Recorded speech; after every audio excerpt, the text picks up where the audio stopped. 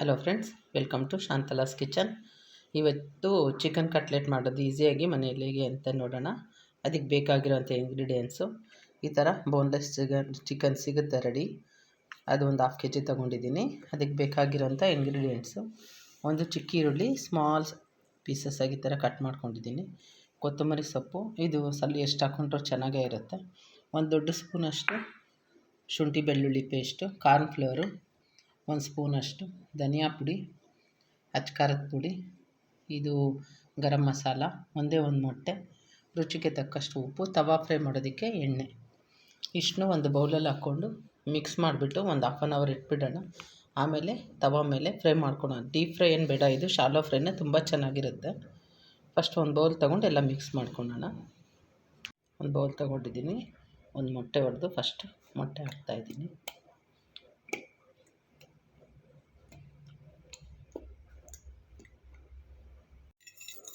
ಮೊಟ್ಟೆ ಹೊಡೆದ್ಮೇಲೆ ಸ್ವಲ್ಪ ಈ ಥರ ಫಸ್ಟ್ ಬೀಟ್ ಮಾಡಿಬಿಡಿ. ಒಂದು ಫೋರ್ಕ್ ತೊಗೊಂಡು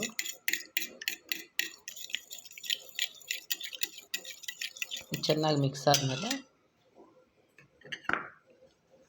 ಉಪ್ಪು ನೋಡ್ಕೊಳ್ಳಿ, ರುಚಿಗೆ ತಕ್ಕಷ್ಟು ಎಷ್ಟು ಬೇಕೋ ಅಷ್ಟು. ಆಮೇಲೆ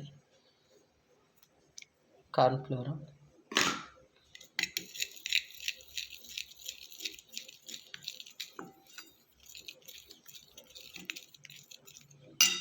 ಇವಾಗ ಅಚ್ಕಾರದ ಪುಡಿ.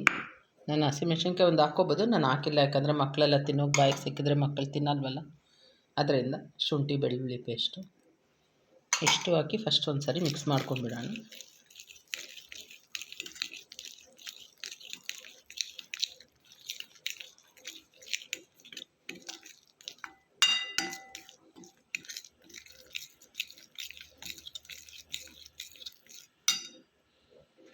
ಇವಾಗ ಈ ಚಿಕನ್ ಹಾಕ್ತಾಯಿದ್ದೀನಿ.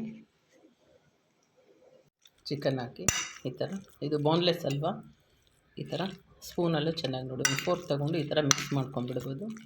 ಎಲ್ಲ ಈ ಥರ ಫಸ್ಟ್ ಮಿಕ್ಸ್ ನೋಡಿ, ಈ ಥರ ಕ್ಲೀನಾಗಿ ಮಿಕ್ಸ್ ಮಾಡ್ಕೊಂಡಿದ್ದೀನಿ. ಇವಾಗ ಈರುಳ್ಳಿ, ಕೊತ್ತಂಬರಿ ಸೊಪ್ಪು, ಗರಂ ಮಸಾಲ ಹಾಕ್ಬಿಡೋಣ. ಈರುಳ್ಳಿ, ಕೊತ್ತಂಬರಿ ಸೊಪ್ಪು, ಗರಂ ಮಸಾಲ ಹಾಕಿ ಇನ್ನೊಂದು ಸರಿ ಕ್ಲೀನಾಗಿ ಮಿಕ್ಸ್ ಮಾಡ್ಕೊಂಡ್ಬಿಟ್ಟು ಒಂದು 15 minutes ಹಾಗೆ ಬಿಟ್ಬಿಟ್ಟು ಆಮೇಲೆ ತವಾ ಫ್ರೈ ಮಾಡ್ಕೊಳ್ಳೋಣ. ಮನೆಯಲ್ಲೇ ಈಸಿಯಾಗಿ ಕಟ್ಲೆಟ್ ರೆಡಿ. ಮಕ್ಕಳಿಗಂತೂ ತುಂಬ ಇಷ್ಟ ಆಗುತ್ತೆ ಇದು. ನೋಡಿ, ಈ ಥರ ಕ್ಲೀನಾಗಿ ಮಿಕ್ಸ್ ಮಾಡಿ ಇಟ್ಟಿದ್ದೀನಿ. ಒಂದು 15 ನಿಮಿಷ ಇಟ್ಬಿಡೋಣ. ಆಮೇಲೆ ತವಾ ಫ್ರೈ ಮಾಡೋದು ನೋಡಿಸ್ತೀನಿ. 15 minutes ಆಗಿದೆ. ಕಲಸಿಟ್ಟಿದ್ವಲ್ಲ, ತವಾ ಕೂಡ ಇಟ್ಟಿದ್ದೀನಿ ಸ್ಟವ್ ಮೇಲೆ. ತವಾ ಚೆನ್ನಾಗಿ ಬಿಸಿ ಆಗಿದೆ. ಈಗ ಫಸ್ಟು ಎಣ್ಣೆ ಹಾಕ್ಬಿಟ್ಟು ಸ್ವಲ್ಪ ದಪ್ಪ ತಳ ಇರೋವಂಥ ತವಾ ತಗೊಳ್ಳಿ, ಇಲ್ಲಾಂದರೆ ಈ ಥರ ಫ್ರೈಯಿಂಗ್ ಪ್ಯಾನು. ಎಣ್ಣೆ ಸ್ವಲ್ಪ ಬಿಸಿ ಆಗ್ತಿಂಗೆ ಈ ಥರ ಸಣ್ಣ ಸಣ್ಣ ಬಾಲ್ಸ್ ಮಾಡಿಟ್ಕೊಂಡು ಕೈಯಲ್ಲಿ ತೊಟ್ಟು ಎರಡೂ ಕಡೆ ಬೇಯಿಸಬೇಕು. ಮೀಡಿಯಮ್ ಫ್ಲೇಮಲ್ಲೇ ಇರಲಿ, ಹೈಯಲ್ಲಿಟ್ಟರೆ ಒಳಗಡೆ ಎಲ್ಲ ಬೇಯೋದಿಲ್ಲ. ನೋಡಿ, ಈ ಥರ ಕೈಯಲ್ಲೇ ನಮಗೆ ಯಾವ ಸೈಜ್ ಬೇಕೋ ಆ ಸೈಜ್, ಈ ಥರ ಕಟ್ಲೆಟ್ಸ್ ಅಂದರೆ ಚಿಕ್ಕ ಚಿಕ್ಕದಾಗೆ ಇರುತ್ತಲ್ಲ, ಈ ಥರ ಒಂದೊಂದೇ ಹಾಕ್ಕೊಳ್ಳೋಣ.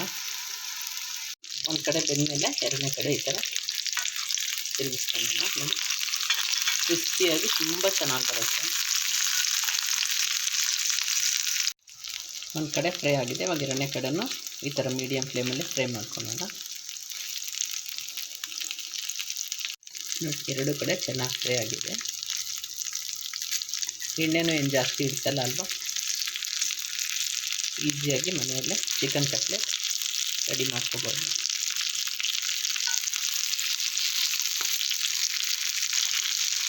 ಎಲ್ಲ ಪ್ಲೇಟಿಗೆ ಸರ್ವಿಂಗ್ ಮಾಡ್ಕೊಳ್ಳೋಣ.